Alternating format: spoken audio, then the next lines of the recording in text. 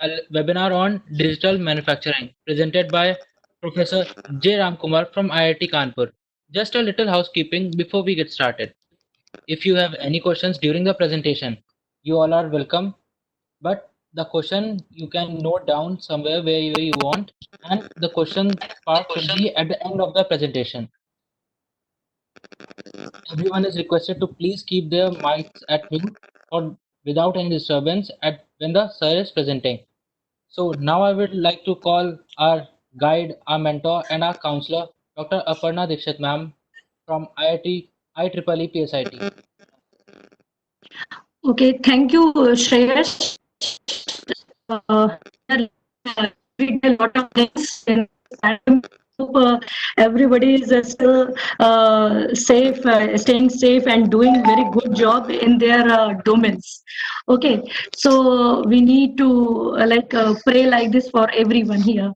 So today, actually, we are delighted to welcome Professor J. Ram Kumar in this session, and even we welcome you all to this webinar and look forward your kind participation here.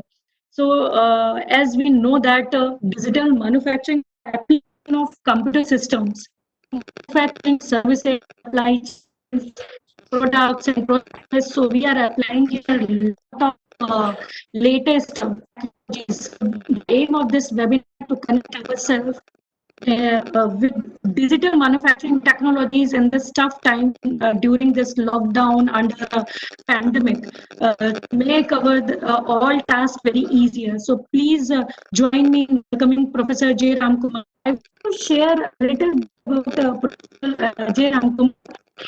Actually, में देखा जाए तो sir के लिए एक दिन क्या काफी समय भी ले लिया जाए तो वो काफी कम है आपके लिए कुछ भी कहने के लिए ये हमारी आपकी शान के खिलाफ है बट थोड़ा सा मैं आपके लिए कुछ बोलना चाहती हूँ इधर he received an award of excellence by it is okay, let us get, because then lunch time aa jayega, so chodiye, let me start. Okay. Thank you so much. Sir, right तो मुझे लग रहा है कि सब कुछ छोड़ करके please join me in welcoming professor because after this we had a lunch also so we need to enjoy our lunch but virtually if we connect ourselves. So sir is most welcome to deliver a lecture on this digital manufacturing. Thank you so much, sir. Please. Okay, yeah, so thank you so much, madam, for your initiative, and I welcome all the faculty members, student friends, as well as IEEE student branch members.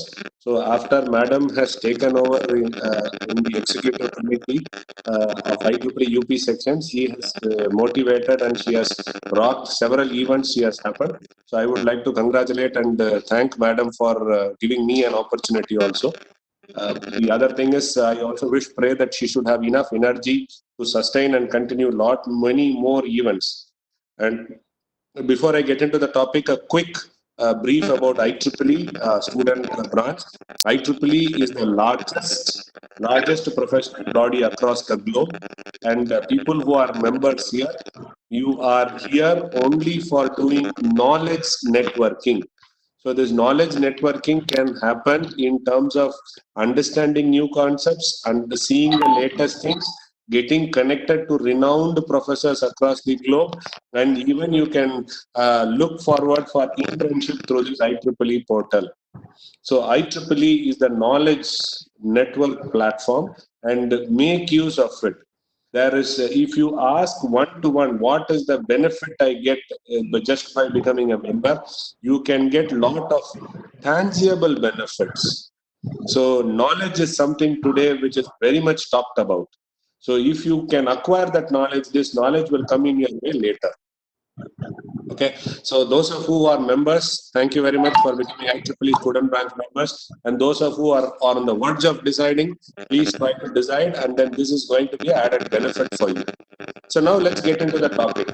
So today what has happened is, there is a lot of things which is going around during this COVID season. They say that, can you manufacture this? Can you do this? Can you do that? But once you start asking all those things, there has to be a starting point. And the starting point has to be whatever I have in my mind, that has to be converted into a digital form. So moment I convert it into a digital form, okay, so then I can start thinking of manufacturing. So wherein which this digital word is very much powerful. And when you guys were all computer science, ECE, you're all experts in this digital. So computer science guys are experts in converting the screen into binary, and how, see, it is, you have to understand, you have to convert the binary data into a coded one, and after that you have to start storing it, and then you have to start processing it. And when you do it, you cannot have any errors. And all these days, we were only talking about static data. Today, we are talking about dynamic data. Earlier, we were talking about 1D. Now, we are talking about 2D and 3D. So, more and more knowledge, more and more data is required to process. And all these, whatever I said, three-dimensional dynamic knowledge processing is very much required in the field of manufacturing. Manufacturing does not mean only computer manufacturing. Manufacturing does not mean only automobile manufacturing. It is even manufacturing pizzas. How many of you have gone to a pizza house and faced a problem of quality problem in that pizza? How many of you have gone to donut shop and then faced a quality problem in the donut? How do they maintain it? Do they physically check? How good is your physical checking? If there is a black background and if there is a scratch in a black background, can you physically see it? How do you measure your elastic rubber band which you use, their dimensions? You can't touch it. The color dictates. So here in which the knowledge of digital comes in a big way. So in manufacturing, in order to communicate to manufacture, and after you manufacture, inspecting it and regularly storing the data, all requires digital. So I have taken a theme of digital manufacturing.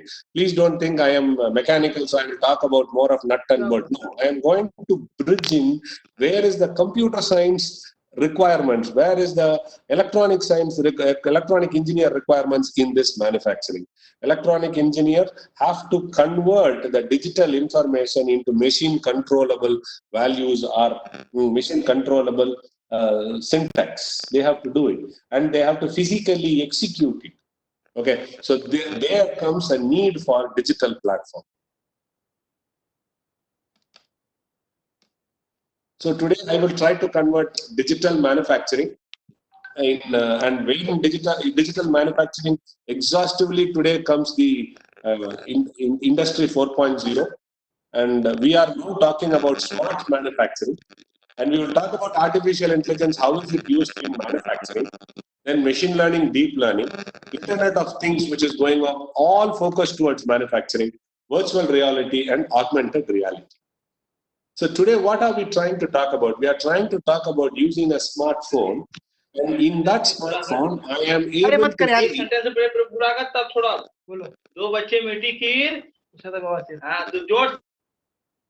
Everybody, please keep your mics at mute. Okay, so when you start today, what is the scenario which is going on is I can have a single smartphone. I can track the train, what it goes. I can track the flight taking, landing and takeoff. With the same smartphone, I am able to see what is the energy consumption of North India full. So now, all these things are happening because it is because of the digital manufacturing. Okay, so digital become, and what is so beauty about the digital? Digital is one unique platform wherein which multiple things can go and access it, and you try to give a unique result. For example, if you have an IP address, you can have dynamic IP, but there is a static IP. So it is unique, right? So that is what. See, otherwise, you also look in this way. Say, for example, laptop prices. Laptop, every year, the performance enhances twice, the cost reduces by 30%, 50%. So how is this happening? It is happening because everything which is getting manufactured in a laptop is all getting as against a standard.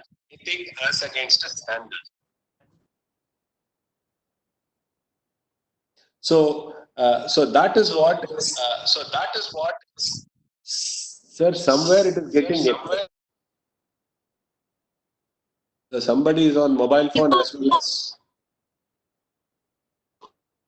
Hello? Yes, please. If someone is having mobile, I think someone has tried this mobile through mobile and laptop also. Please. Correct. Because it is echoing. See, technology is very smart. It will reveal. Yes. Okay, so you can mute it. If there is an administrator can mute all the phones except mine. You can mute everything, right? Yes, sir. So that is what is digital manufacturing. So today, what we are trying to see in the scenario, whatever I have put in this figure is also, you can see a smartphone trying to communicate with all the robots as well as with all the PCBs. So now the PCB will try to communicate with the robo as well as with your smartphone. Now the entire factory will be traced. So what is digital manufacturing? Digital manufacturing is the use of an integrated computer-based system comprising of simulation, 3D visualization, analytics, and collaborative tools to create products and manufacturing process definition simultaneously. So here in which we are talking about simulating the data, simulating a condition, simulating the data, visualizing it 2D as well as 3D. Okay, today, for example, I was talking to a few people. They are trying to build up a software wherein which they are taking a photo and trying to figure out how many people in this photo don't have a mask and how many people mask, whatever they are wearing, they belong to category A, category B, category C, and category D. So that is what. So that is, and then what they do is they try to visualize. So 3D visualization is very much used when we use drone. When we try to take images, if these images are 2D, now convert this 2D into 3D, and then these 3D images are stitched and visually shown. There are standard softwares, but these standard softwares has error in it. And analytics. Analytics is a very, very important role. How many people are getting hit by this COVID current season? And what is their age group? What is their health background? And how did they get it spread? How do we stop it? So we do analytics. So all these things are part of digital manufacturing. When you consider this digital manufacturing in manufacturing scenario, we talk about manufacturability. What is manufacturability? Manufacturability is I give you a wood and I ask you to say, please make this piece. So the question comes is, can I convert this wood into this manufacturable piece? So if I can do it, how will I do it? Just think of it. You try to take a snapshot of your paneer butter masala, and then immediately your computer goes or your image system goes back and says, these are the ingredients and these are the process sequence.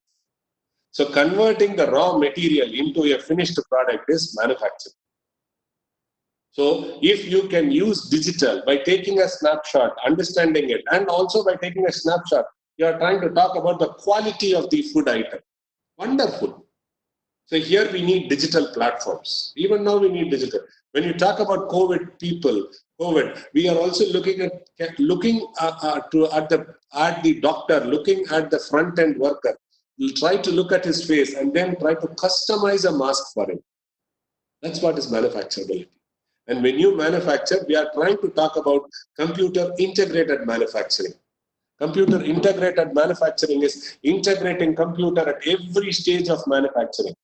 For example, when Innova car company was having a maximum sale of their Qualis, Toyota company was having maximum of his Toyota Qualis sales. They figured out a set of cars were having a similar type of accidents or a similar type of mishandling, and it was not functioning to the expectations. So what they did was the company pulled out that 6-7 samples, traced back what was the production, when was it produced, which manufacturing plant, what was the problem. They figured out that one particular batch of parts which were produced in the late night shift were not undergone heat treatment.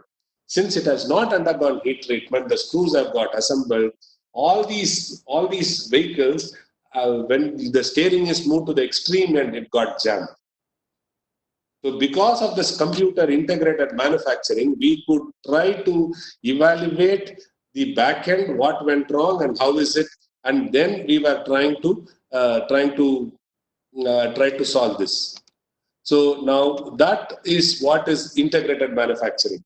Today we live at several places, right? So for example, you are now a student in Kanpur. You would have been born in Gorakhpur. You would have been grown up in Basti, and you would have moved to Bareilly, and then you would have come to Kanpur.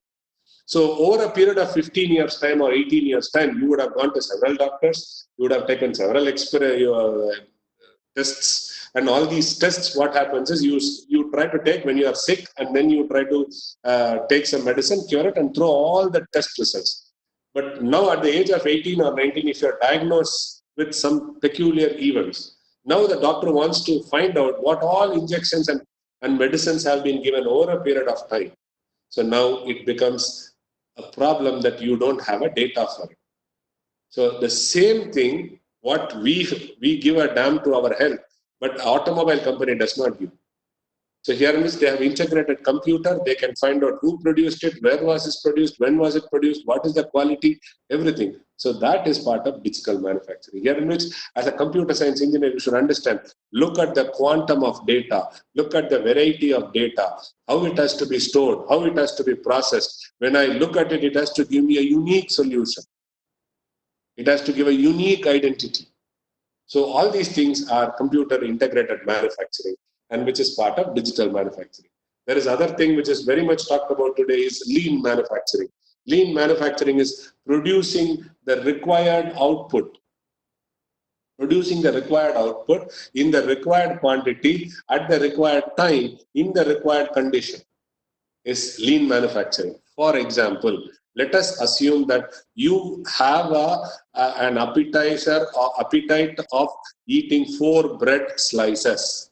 But when you go to the shop, you will not be able to buy 4 bread slices. You will try to buy a loaf. So many a times you buy a full loaf, you eat only 4. You store the rest for the next day, or you try to share it with the other people. Now, what is your requirement? 4 bread slices. What did you buy in the market? Because of the market demand limitation, it is a loaf of bread. So now you see, large amount is bought, your consumption is low. So there is a lot of inventory or there is a lot of waste. This is called as lean manufacturing. In lean manufacturing, we try to produce the required quantity in the required time by a fixed process. Without getting spoiled, we try to send it to the next stage. That is lean manufacturing. Otherwise, you can put it like this: trying to make things without affecting Mother Earth. That is called as lean manufacturing. The lean manufacturing highlights the need for collaboration of product and process. Today in digital manufacturing, we are talking about 3 dimensions. One is product life cycle. You see, in every 1.5 years or every 6 months, you see a new smartphone coming into existence. So do you think that they start from scratch? No. They have a regular cycle, and in that regular cycle, they only try to add some of the portions wherein which they change and release it. Maybe the first release had 1 phone, now you will have 2 phones. The first release did not have this computer software app, but now this has a computer software app. And then this is what it is. So that is called as product life cycle. So today product life cycle has gone down very small. So the likes of people does not sustain for a longer time. But if you want to progressively move, you have to reduce your product life cycle, and every stage of your design has to be recorded. So here when I talk about design, it is all digital data. It is all digital data. Look at this Microsoft 365 Office, whatever. It has 1 drive. So in that 1 drive, what it does is it gives you a platform that you start working on the system, upload the file, go anywhere in the world, download the same file, you start working. When you edit it, it starts correcting itself all across. Like that, now the data in a manufacturing scenario has to be placed. It is a huge set of data. Friends, the data is tremendous because when you have a 2D, it is very simple. The moment you have a 3D, a color, a texture, huge data set. Now, how do you operate that data set? The next one is smart factory. Smart factory is what is going on in the factory, what decision has been taken in the top, how is it getting communicated to the bottom level. Here I am saying top is the demand from the customer and bottom line is what is getting produced in the shop floor. It is, see, in manufacturing, there are two types of scenario. One is called as push-based system, another one is called as pull-based system. Push-based system is every day morning, your chai ka dukan wala prepares 50 samosas and he keeps it. He is pretty damn sure that 50 customers will come, will buy and go. The only difference can be, okay, ticket can be within 6 o'clock or it can be within 7 o'clock or it can be within 8 o'clock. So this is a push-based system. He has manufactured and he is pushing into the market. The other one is pull-based system. Domino's is a pull-based system. McDonald's and pull-based system, by which the order is placed. The manufacturing process works on the order based and then you start pulling it. So now, if you want to have a smart factory, you will try to have a pull-based system rather than push-based system. Why is this two very much I am talking about? In manufacturing scenario, inventory is something very important. Inventory is nothing about cost. Today, what happens, we all take WhatsApp video, WhatsApp photo, share it across left and right. We take selfies. So where does this data get stored, by the way? And if this data is getting stored free, what is the penalty for which you pay? Do you think that there is somebody like Gandhi going to work for you? No. So this is all huge set of data. Where are these data stored? How are these data pulled when you call it with instant? So controlling the data of the real-time scenario is smart factory. Then the last one is value chain management.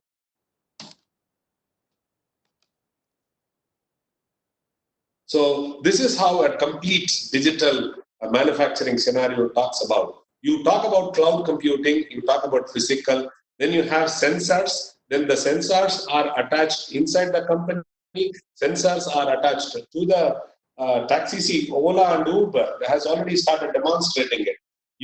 Through your GPS, Ola service, you are able to track where the taxi is and how the taxi is coming and how is he able to track the customer.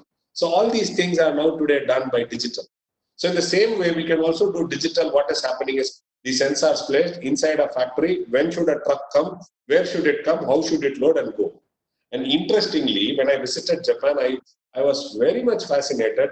What they have done is they have made a three-dimensional space and they have made huge racks in a three-dimensional space. This rack is something around about 50 feet high and then it is around about 200 feet long. So it's a very long thing. So you have so many cuboids made. And as and when it was a soap company, by the way, as and when they manufacture your soap, it packs the soap and puts in the fixed container, fixed space. Assume it is a rack of 50 feet high, 200 feet long, now divided into several cuboids. So each cuboid has a space and they have given a name for that space. Or say, for example, R2346, something like that. As soon as the manufacture happens of the soap, it is placed in those slots. So this is done on the front side of the rack. The back side of the rack is open for trucks to come and pick their stuff and go, keep moving it to the customer. Look at it. One side dumping, other side removal, and it is all done digitally today. The computer servers are used. The computer server works on getting the customer order, then a retailer order to a manufacturer manufactures it, and the logistic fellow distributor, he gets an order, he distributes. Look at it, how beautifully it goes. How many of you have realized this Amazon, when it comes and delivers a product in your house, how does it work? So it has several warehouses. And where are these warehouses located? Is it in Kanpur? Is it at Kalyanpur? Is it at your Mandana? Where is it? Is it at Delhi? Is it at Lucknow? And okay, let's assume is it at Delhi, it's at Lucknow, it's at Kanpur, wherever it is. And the customer is at Barabanki. Now, how will you move? Will you take distance? Will you take time? Will you take inventory level? Will you take the break even or the reorder point? So all these things are backend computation which is done, which is used in real time scenario.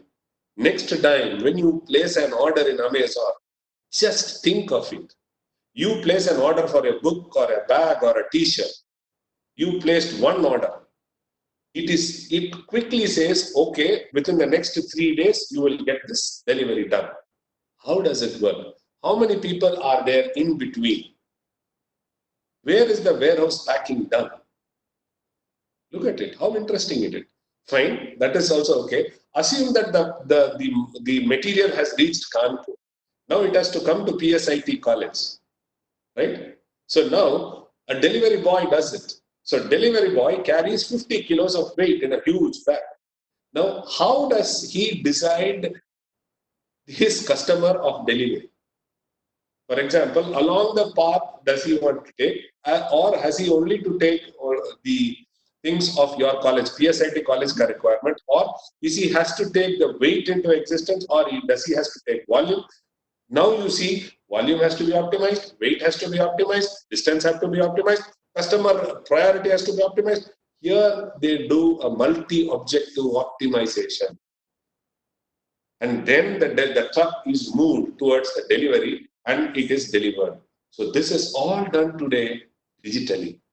Here, friends, your computer science experts, you have to start looking at digital data, how to process that data, how to store that data, how to learn that data, how to give a new knowledge.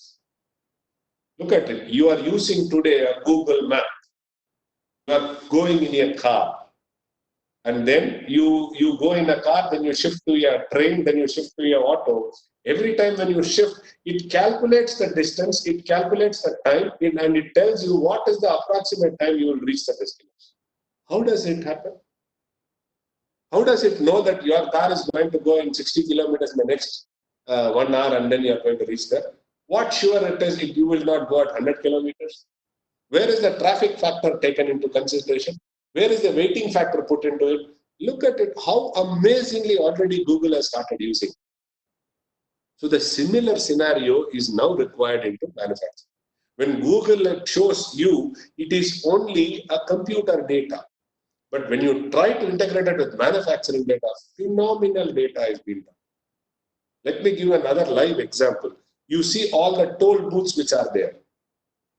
Right? All the toll booths, now today what has happened, they have slowly started. Earlier we used to give a physical money transaction used to happen. Then there we always used to have a problem. The problem was if the truck is 2 axle, 3 axle, 4 axle, 5 axle, for every axle, it will have to pay some 100 rupees more.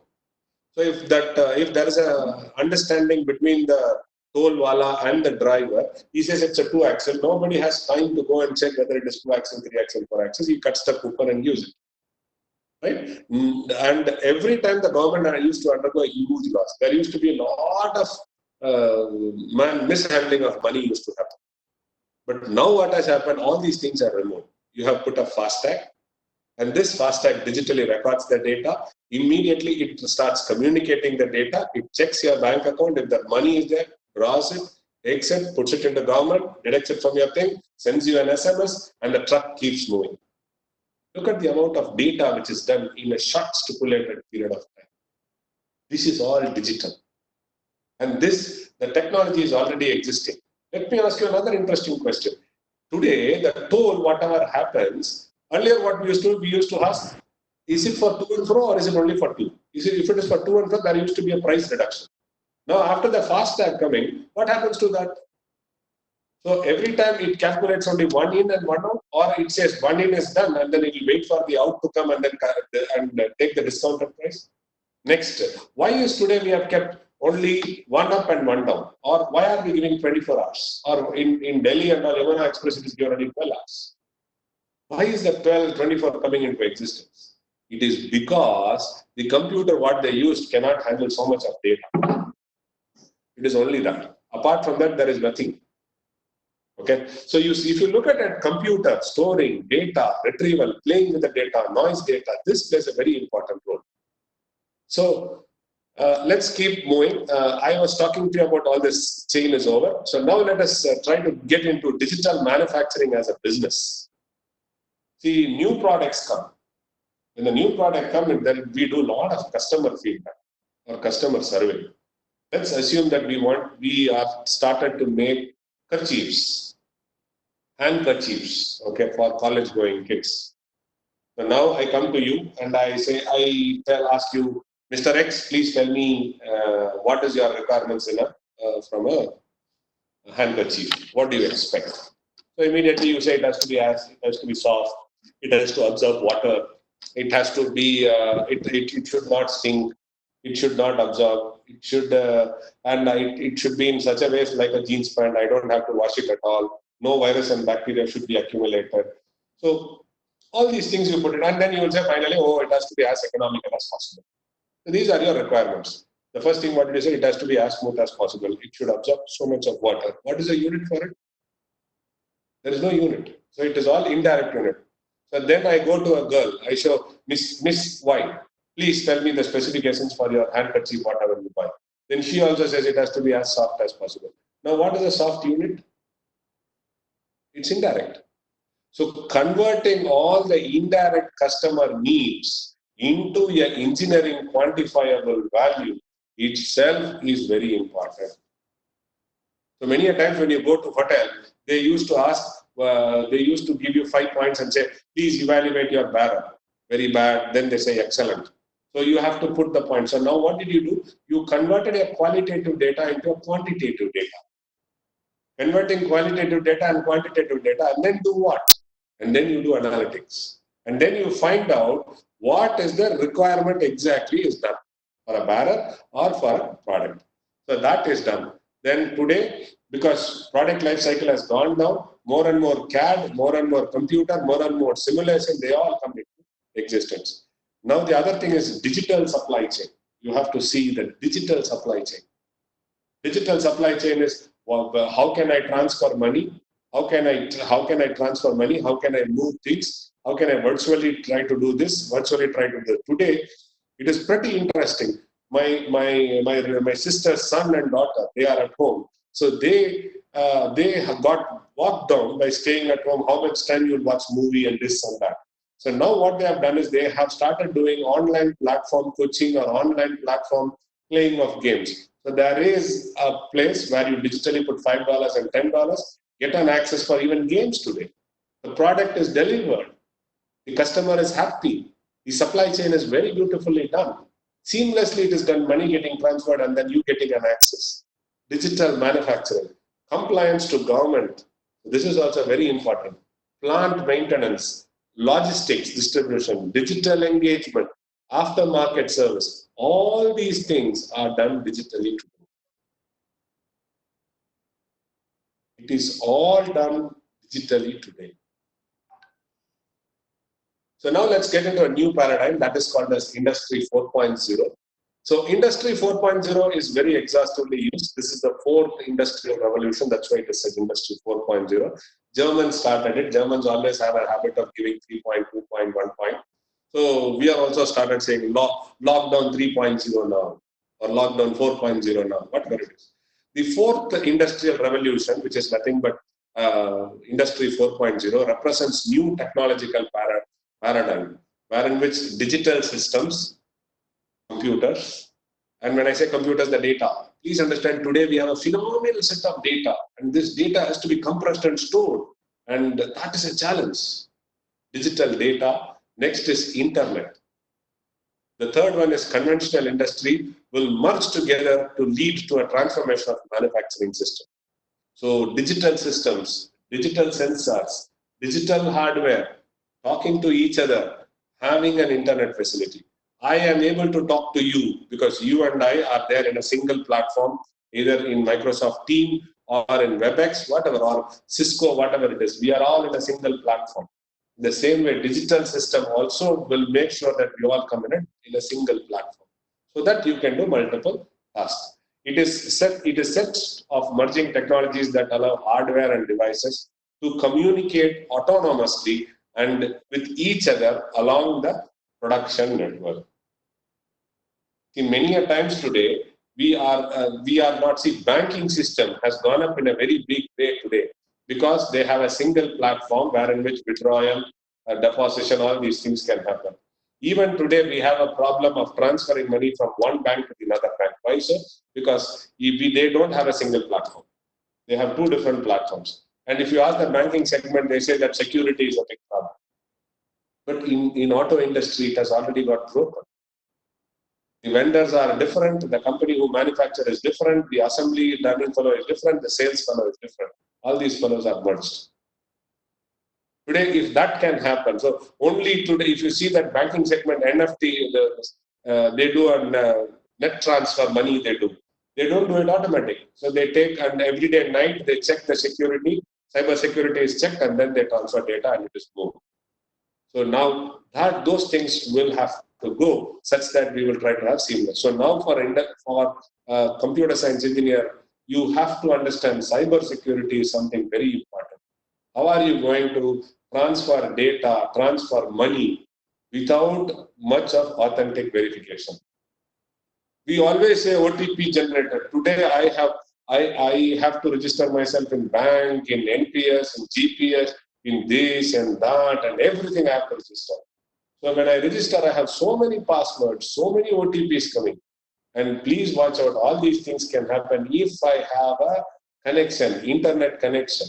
If I don't have an internet connection, for example, I am staying abroad, I cannot even book my tickets today. IRCTC does not allow because it generates an OTP.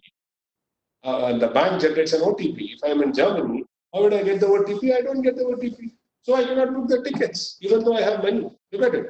So there is a limitation in the system. So these things have to be broken. In Industry 4.0, that's what we are talking about. So look at it. In Industry 1.0 was making things conventional. Industry 2.0 was more focused towards assembly. Industry 3.0 was more towards robo.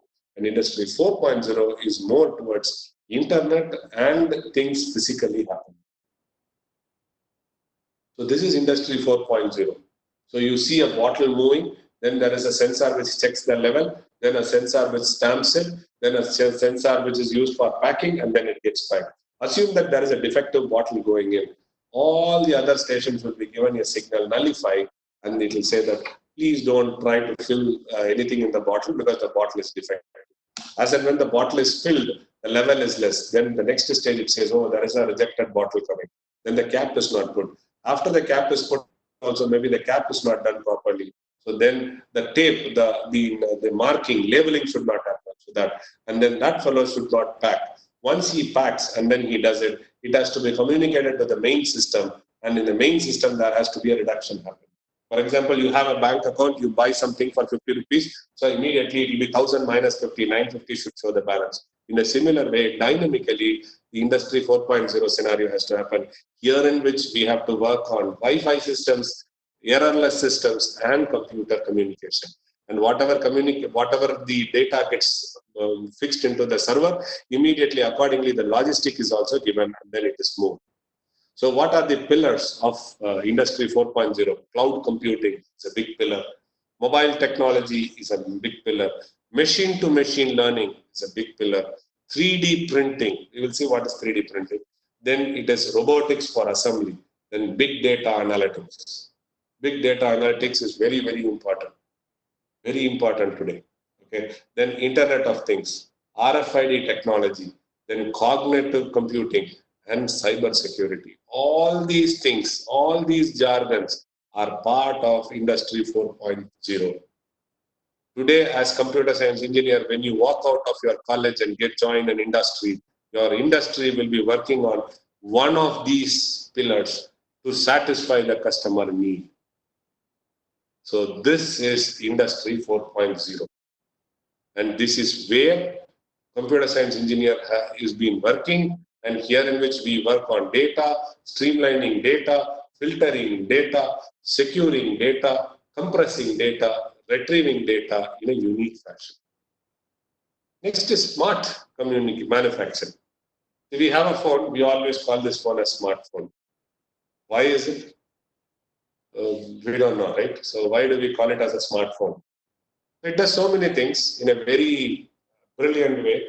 It can adapt itself. For example, if the level of the battery is very low, it adapts. Some of the apps don't even start. Some of the gaming don't even start. So it's a smart manufacturing is a broad category of manufacturing that employs computer integrated manufacturing, high levels of adaptability, and rapid design change. The digital information technology and more flexible technical workforce training, all these things are part of smart manufacturing. A human is a smart fellow because he has a brain which allows him to smartly tweak himself given a training to do new job. So fast change, which is the change is one thing which is very common today. And now the change word is now added with an adjective called as fast change. Fast change in the production level based on demand, optimization of supply chain, efficient production and recyclability are part of manufacturing. So here in which artificial intelligence plays a very, very important role. This is a smart factory. You control the entire factory now with your smartphone. This is how a typical automation can happen. See, if you see a postmaster who was physically dropping the post, today the same thing is being done by an email. And what all physical job a postmaster did, now all your protocols are done when you start using the net, when you start using the internet. So it has several layers. Each layer is assigned a set of job and they do it. What physically a postman was doing. So in the same way, when you try to automate a process, you first see physically what is it and then you start automating. Artificial intelligence needs no introduction today. Even a school-going kid knows artificial intelligence. A study of the model of a human mental function by computer program is artificial intelligence. It's a science of making intelligent machines. Now, today you go and stand in front of a car, it does a facial recognition and identifies it, opens the car. You put your thumb instead of a key, your car gets started. Look at it. So artificial intelligence, and then this is all communicated with a system, with a main server. And on top of it, all this artificial intelligence needs a huge set of database, a huge set of knowledge. So data gets converted into information, information gets converted into knowledge. So there is a knowledge base which is required such that this artificial intelligence can work. Let me tell you a physical exercise which I did with my son. So when he was young, when he was in the second year, 2 years and 3 years old, so somebody told me that, okay, if your son or daughter cries, you go and hug him. So the moment you hug him, he understands that, okay, there is a parent for him who is there for taking care of his necessities. So this episode I've learned, and this I was doing it for 6 months. From the 7th month onwards, moment he saw me moving towards him, he started crying because his artificial intelligence have clearly understood. Moment father comes and hugs, he is going to pacify and he is not going to get what is his demand. So an artificial intelligence works good for only 6 months. After that, depending upon the situation, depending upon his intelligence, the data prediction and analysis is different. So artificial intelligence, anything which is not natural and created by human is artificial. That is what is the data which is getting generated. Today in COVID, what we are doing is we are trying to generate data of the virus. We are trying to generate the data of the pharma, and we are trying to simulate and see whether it is working. And intelligent means adapting to the understanding, reason, and plan. So that is artificial intelligence. So earlier we had very small amount of data, so we were not able to make accurate prediction. Today we have tremendous data, so we are able to predict, and we have powerful systems, powerful algorithms, high-end computings are there, and cloud-based computings are there. So we are able to do a lot of artificial intelligence understanding in the proper. So data generation, data storage, data processing, and actionable insight. So all these things are part of artificial intelligence. This data again can be 1D, 2D, 3D data.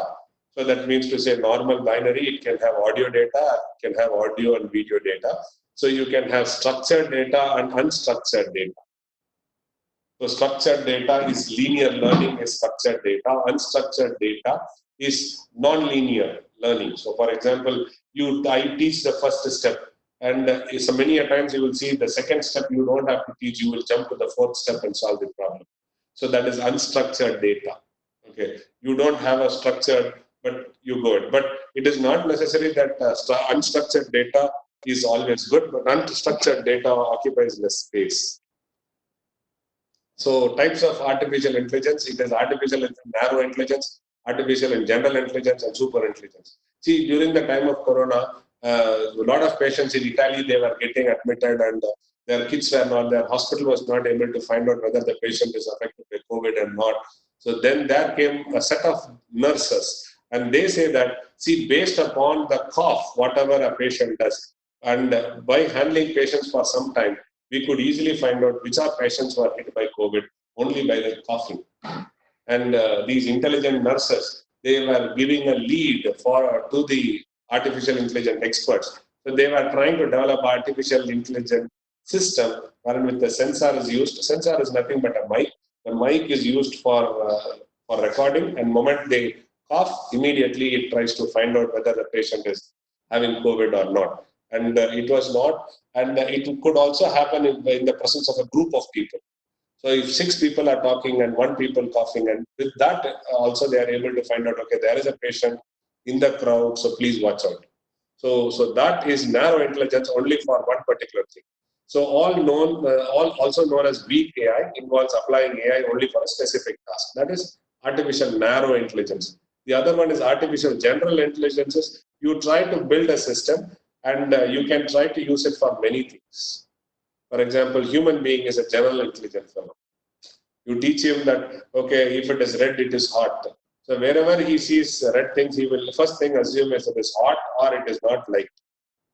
Okay. The last one is super intelligence, refers to the term where the capability of a computer surpasses a human being and then they do it. So in manufacturing, it is used in quality checking, shortening design time. So how does it shorten the design time? What happens is you put the customer requirements. Immediately what it does is it keeps showing you 6 or 7 different types of products which are already available in the market. And so immediately you can pick from those things which are all the best parameter, integrate, and you can develop a new product. So that will try to reduce, shorten the time. And then artificial intelligence also tries to tell you how to reduce the material wastage. See, what happens today is if you want to carve a cave, so you try to take a big stone, start removing material what is not required, and then you make a cave of it. But you see a civil engineering construction which goes on. So he tries to use brick and mortar, whatever it is, and then constructs where all is required a building. So here in which he reduces energy, he reduces the material use, but he develops what he wants. So improve production, reuse, all these things come under artificial intelligence today. So the other thing is the recycle. See, we teach in schools, reduce, reuse, recycle. 3 things. Now what has happened? Now artificial intelligence are getting integrated into different materials. So what kind of material can be reduced? What can be reused? What can be recycled?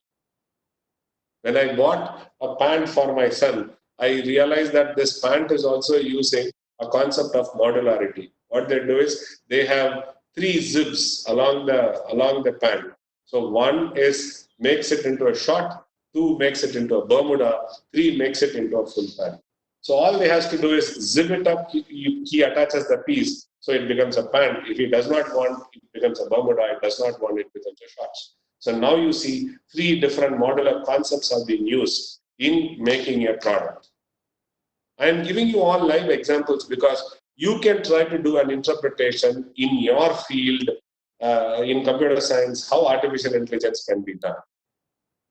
So machine learning is another thing. So machine learning is an application of artificial intelligence that provides systems the ability to automatically learn and improve from experience without being explicitly programmed. So machine learning is data. You give the output, the computer runs a program and then tries to get a program for it, and it does a machine learning. So these are the different types of, these are basics of machine learning. So ordinary system, artificial intelligence, machine learning system, it can learn, it can predict, it can improve the system, and it can tell you what is it. So there are structured data and unstructured data in ML. So structured data can display, it uses Excel file, it uses a decision table. Okay, then number of data and strings are attached. It estimates 20% of the entrepreneurship data, requires less storage space, and it's easier to manage and protect. So that's all structured data. Unstructured data cannot display in rows and columns. It pulls data, pushes data, and then images, audio, video, all these things, email, all these things can be done. Today, the biggest challenge is we are getting so much of information related to WhatsApp, related to COVID, related to something else. So we have to check whether it is authentic or non-authentic. So there is a requirement for you to start working on this data to see the reliability of the data. So whatever you get in internet, whatever you get in WhatsApp, is it reliable? So now you should use all sets of data, images, photo, audio, word, email, tic-tac-toe, whatever it is. So you do it, you collect all the data, run your machine learning on top of it, find out which is all fake websites, try to put it and only display what is all required. Look at your email. So it has certain things which tries to identify this mail as a junk or a spam, it pushes into it, and the rest of it displays. It also nowadays has Google as an option which says, okay, these are all commercial value added email. So it just puts it into a trash, or it puts into something else where it is commercial value. And if you have a set of data where you frequently start learning it, so then it starts putting all those mails in that and then says, okay, this is maybe of your interest for hobby. So all these things are, so unstructured data and structured data. Unstructured data occupies a huge space. Now machine learning is talked about in a big way. So I've just explained to you all those things, the advantage, disadvantages. The next topic or the last topic of discussion is going to be deep learning.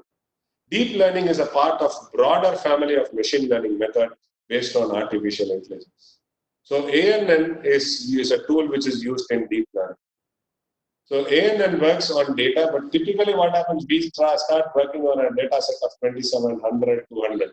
If you want an artificial intelligence system or a neural network system to work properly, you should have minimum 1000 sets of data.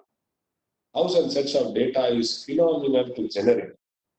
So now what you have to do is you have to develop some model, understand the model, and from that model try to generate so much of input, and that input will be used, partially you will use it for learning and partially you will use for testing, and then you finally say that what is the output which comes out, and that is used for learning.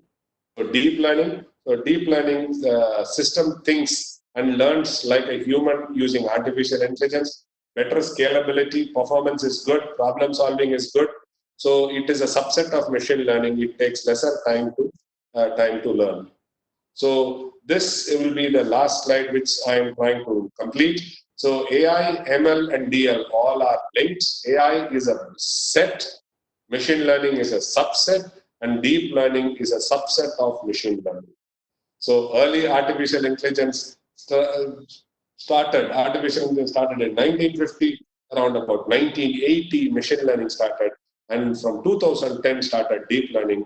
How is this all happening later and later? Because we are able to develop so much of data, live data. These live data, we are able to develop models. And these models are now used for better understanding. So today, the police, UP Police uses deep learning to understand how does a criminal happen. UP Police puts a deep learning in understanding how many accidents happen in a given point of time, or what are the accidents going to happen in the near future.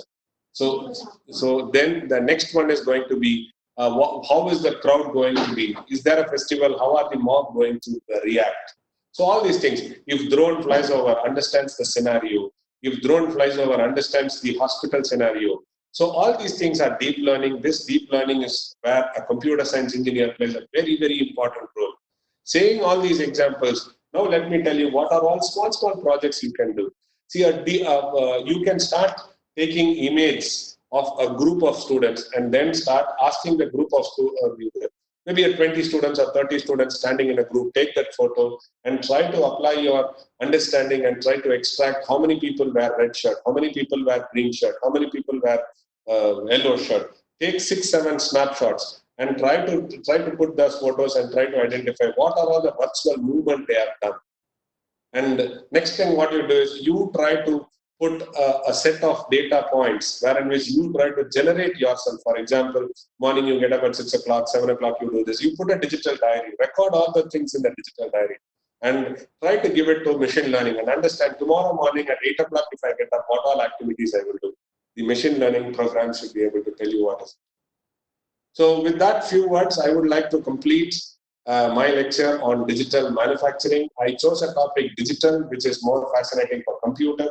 And I gave a lot of live examples because people in computer work as a separate island. You think that in your island, if you solve, there is everything done. But this island has to start communicating with the real world. The real world, things happen in manufacturing. So that is what, and in manufacturing, we have 1D data, 2D data, 3D data. Typically, a traffic signal has only 1D data. So that's what I gave you a lot of live manufacturing examples to impress you in this topic of digital manufacturing. Thank you very much. I'll be happy to take 1 or 2 questions if there are any. If not, I would like to thank Aparna Dixit Madam for giving me an opportunity and IEEE student branch for organizing this event. And I wish you all good luck, safe home stay, and let's Thank you. Let's all jump over this COVID and then get into reality, back to colleges and have fun in our colleges. Thank you. Yeah, sure, sir. So I would like to thank sir for sharing the knowledge with us here today. Now we will go ahead and take some questions. Anybody having any questions can ask to sir right now.